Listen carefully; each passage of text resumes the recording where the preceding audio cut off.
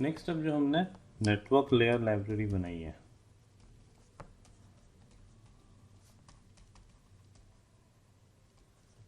जिसका इस्तेमाल करके जो भी नेटवर्क एप्लीकेशंस बनाना चाहता है उसका काम आसान हो जाएगा। तो इसका हमें डॉक्यूमेंटेशन तैयार करना है। सबसे इम्पॉर्टेंट पार्ट, क्योंकि अगर डॉक्यूमेंटेशन नहीं होगा, कुछ एग्जांपल्स नहीं होंगे जिसको देख के सामने वाला ये सीख सके कि इसका यूज़ कैसे करना है, तब तक ये यूजलेस है। डॉक्यूमेंटेशन के लिए हम एक टूल इस्तेमाल करेंगे डॉक्सीजन नाम का। Let's start. और ये करने से पहले एक माइनर चेंज करना चाहूँगा मैं, आई एक्सप्लेन। जो हमने लाइब्रेरी बनाई है उसको रीबिल्ड करना है थोड़े से चेंजेस करके। वो चेंजेस लॉजिकल या हमारे कोड में कोई चेंज नहीं करना है। आई टेल यू क्या चेंज करना है, लेट्स सी।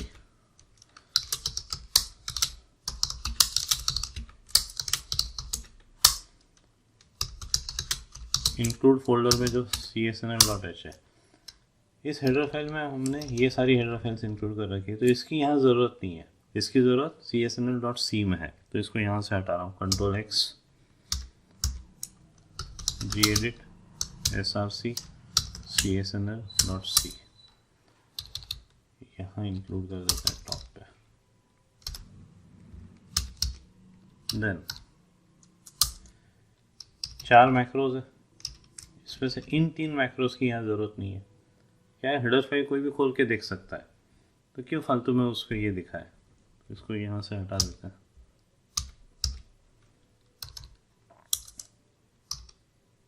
यहाँ ले आते हैं। अब लाइब्रेरी रीबिल्ड करनी पड़ेगी।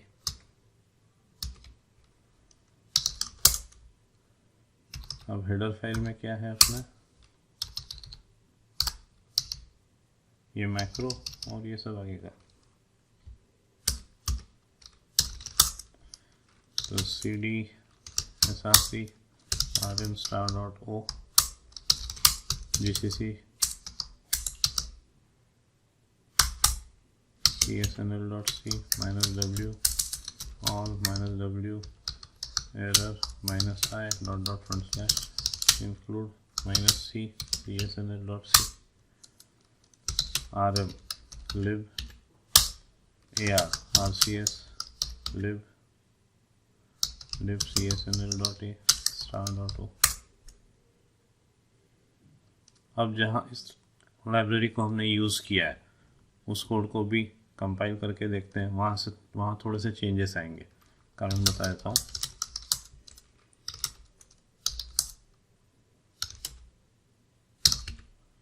क्लाइंट साइड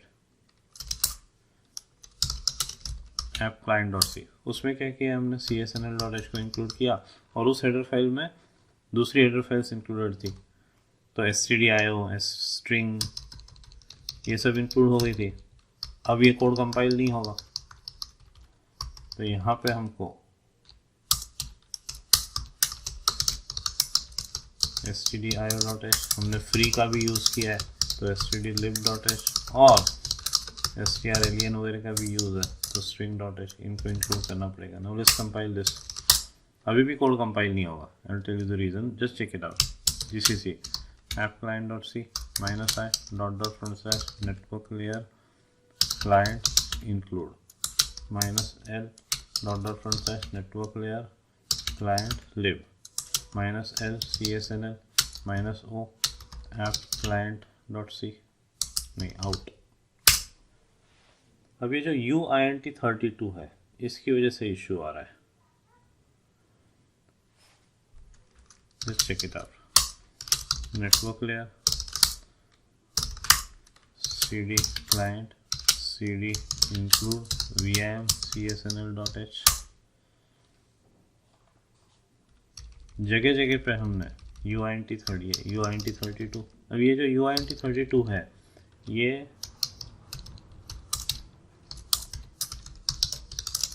stdint.h में डिक्लेयर्ड या डिफाइंड है। पहले हमने stdint.h को इंक्लूड नहीं किया था, पर हमने जो हेडर फाइल्स इंक्लूड करी थी उन्होंने कुछ को इंक्लूड किया था और उसके अंदर stdint.h को इंक्लूड कर रखा था, इसलिए काम हो रहा था। पर अब यहाँ पे ये अपनी हेडर फाइल में stdint.h को इंक्लूड करना पड़ेगा, क्योंकि इसमें कुछ चीज़ डिफाइंड है जिसका इस्तेमाल हम प्रोटोटाइप डिक्लेरेशन में कर रहे हैं। अब लाइब्रेरी रीबिल्ड करने की ज़रूरत नहीं है, क्योंकि मैंने सिर्फ हेडर फाइल में चेंज किया है।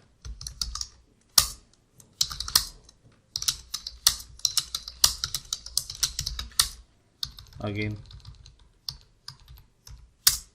ये कोड कंपाइल हो गया। अब ऐसा ही चेंज सर्वर एंड के लिए, नेटवर्क लेयर सर्वर, यहीं से रहते हुए gedit इंक्लूड ssnl.h, इसमें भी ये सब हेडर फाइल्स इंक्लूड कर रखी है, इसको हटाते हैं। और इंक्लूड गार्ड के अंदर है तो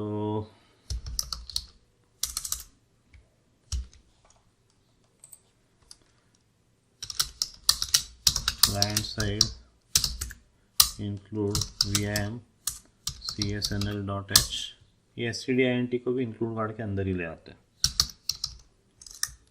या अब server and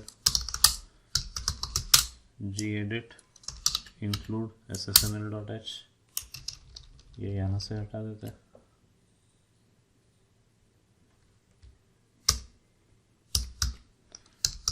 gedit src ssnl.c,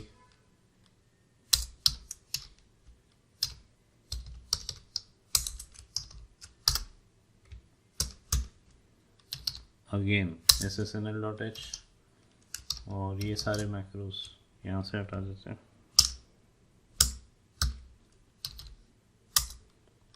और यहाँ ले आते हैं।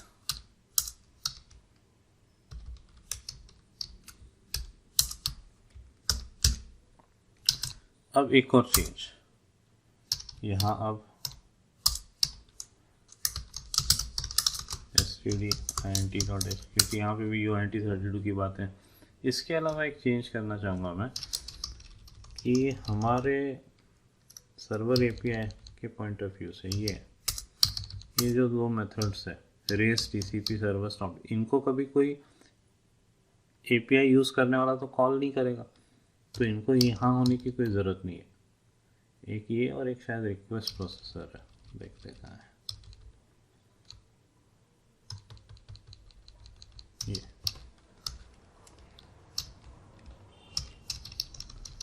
तो ये तीन जो डिक्लेरेशन है इनका इस हेडर फाइल में होने से कोई मतलब नहीं है, क्योंकि ये तो हमारे एपीआई के इंटरनल यूज़ के लिए है। तो इनको यहाँ से हटा देता हूँ और इसमें ऊपर यहाँ पे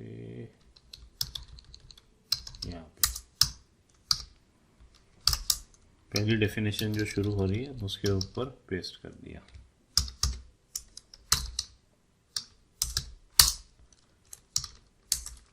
cd src gcc ssnl.c -w all -w error -i include -l ssnl.c -c के साथ rcs, या पहले वो लाइब्रेरी रिमूव कर दो, lib arcs/lib /lib/ssnl.a*.o। अब जहाँ इसका यूज़ हुआ है server side,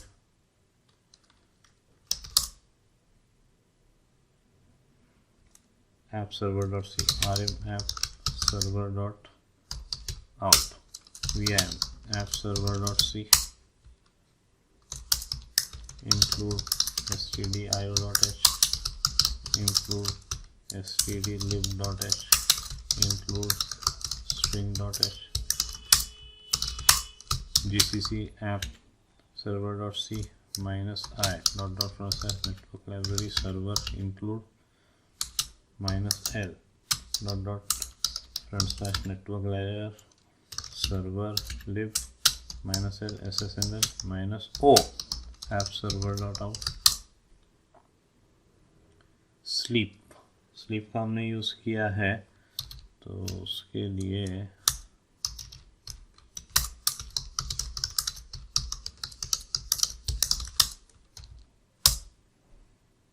pthread exit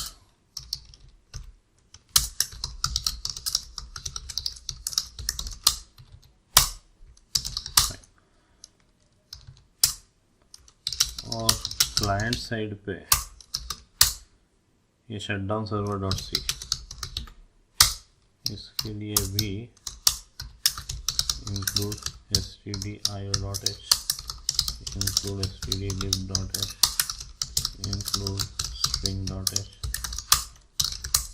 gcc shutdown server dot c minus I dot dot transact network layer client include minus l dot dot transact network layer client lib minus l csnl minus o shutdown server dot out। ठीक है, ये भी compile हो गया।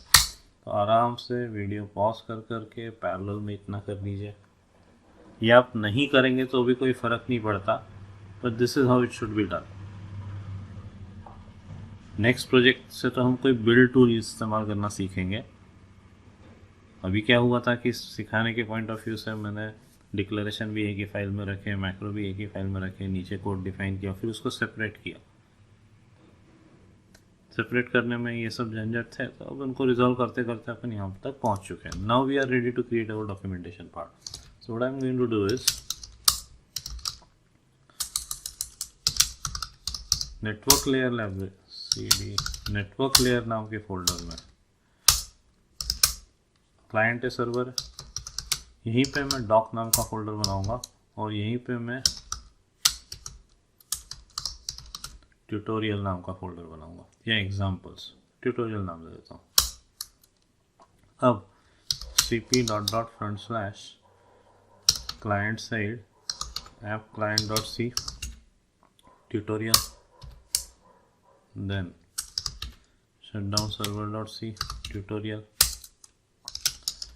Server side and app server side में क्या है,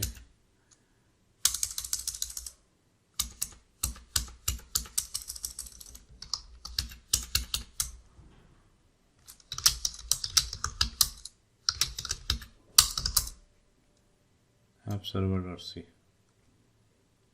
ठीक है,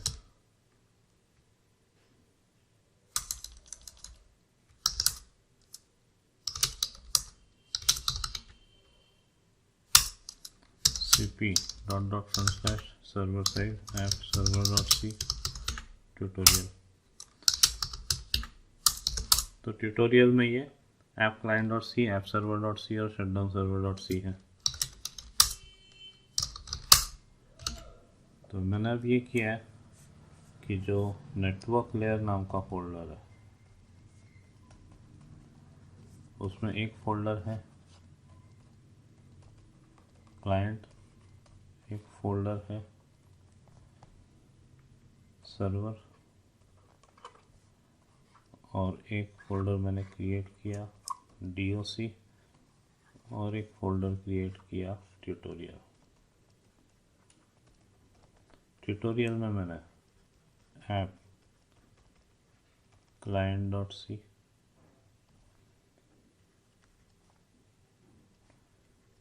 शटडाउन सर्वर डॉट सी और app. If you don't like this hyphen तो आप हटा सकते हैं, ऐप सर्वर डॉट सी। ये 3 फाइल्स कॉपी कर दी। अब डॉक्सीजन टूल के हिसाब से यहाँ एक फाइल बनानी पड़ेगी, डॉक्सी फाइल, और एक डॉक्सीजन layout dot XML। Don't worry about all this XML वगैरह, हाँ फुल फॉर्म वगैरह पता होना चाहिए, एक्सटेंसिबल मार्कअप लैंग्वेज। अब to generate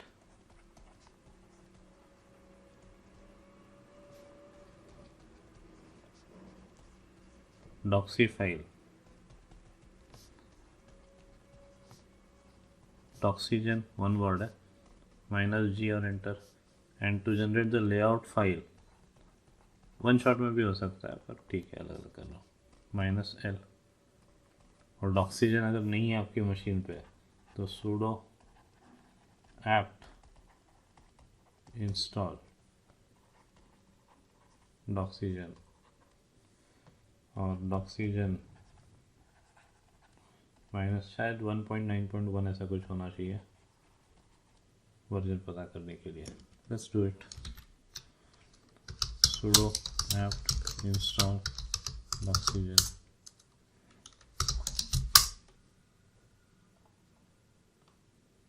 तो 1.9.1 है, is already to the newest version। तो आप कर लीजिए, अगर नहीं हो तो आप इसका स्क्रीनशॉट ले लीजिए। तो अब नेटवर्क लेयर में देखिए क्लाइंट, सर्वर, डॉक और ट्यूटोरियल, और ट्यूटोरियल में ये 3 फाइल्स हैं। अब doc folder, Doxygen -G, doxy file created, Doxygen -L, तो एक डॉक्सीजन लेआउट डॉट XML हो गई और एक डॉक्सी फाइल हो गई। अब हमें कुछ डॉक्सी फाइल में करना होगा, वो करने से पहले अपन डॉक्यूमेंटेशन स्टार्ट कर देते हैं। और एक बात की ज़रूरत पड़ेगी, हमें एक लोगो चाहिए होगा। तो जो भी आप लोगो डिसाइड करते हो अपने API के लिए, तो सम नेटवर्क लोगो ढूंढ लेते हैं अपन, कुछ भी जो भी मिल जाए, फ्री होना चाहिए बस, मेरे को इस बात से मतलब है, और साइन अप ना करना पड़े। डू वन थिंग, मैं सीधे इमेजेस में ढूंढ लेता हूँ।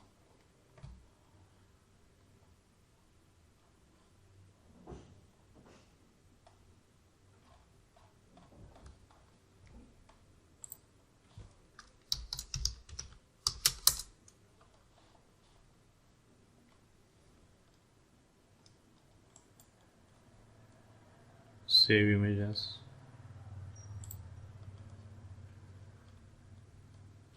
let's say tmnl या tm छोड़ो, nl network layer logo.png, nl logo.png। अब उसकी साइज छोटी करनी पड़ेगी,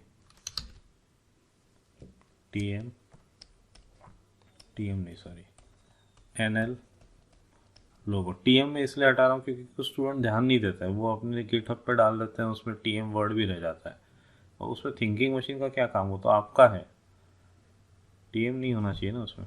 TM logo.png JPG जो भी मिले। अब एक इसको एडिट करना है, एडिट करने के लिए tool GIMP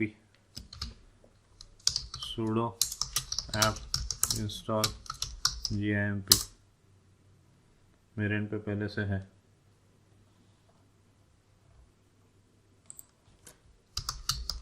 GIMP GNU image manipulating library, ऐसा कुछ तो भी होगा, जो भी है। फाइल ओपन, डाउनलोड्स में ये logo.png, इसकी साइज चेंज करना है हमको। इमेज स्केल इमेज 225 है, तो इसको मैं 100 कर देता हूँ, और स्केल पे 100 विड्थ 100 हाइट स्केल, और फिर फाइल एक्सपोर्ट एज, यही नाम दे देता है, यस, रिप्लेस एक्सपोर्ट, उसकी साइज 100x100 की हो गई। ध्यान रखना है, यहाँ मैं फ़ोटो एडिटिंग नहीं सिखा रहा हूँ, कोई दूसरा भी टूल इस्तेमाल कर सकते हैं, कुछ भी करो, बहुत सारे ऑनलाइन टूल्स भी अवेलेबल है। तो अब एक काम और करते हैं, डॉक के अंदर एक फोल्डर बना देते हैं लोगो नाम का, यहाँ पीछे भी बना सकते हैं, तो डॉक के अंदर बना रहा हूँ लोगो नाम का फोल्डर, उसमें NL लोगो .png ये कॉपी कर देते हैं। PNG है, HG नहीं। तो mkdir लोगो और cp // या /home for full downloads nl logo.png कहाँ कॉपी करना है, लोगो फोल्डर में। तो लोगो फोल्डर में ये आ गई nl logo.png। Now we can start with our documentation part। Documentation part मतलब क्या, जो हमारी हेडर फाइल है उसमें हमें कुछ स्पेशल स्टाइल से कमेंटिंग करनी होगी ताकि Doxygen tool necessary documentation file generate कर सके। तो पहले आप जितना मैंने अभी किया उतना कर लीजिए। नेक्स्ट सेशन में आप क्लाइंट साइड का डॉक्यूमेंटेशन प्रिपेयर करना स्टार्ट करेंगे, फिर उसके नेक्स्ट सेशन में सर्वर साइड का, और फिर उसके नेक्स्ट सेशन में ट्यूटोरियल्स।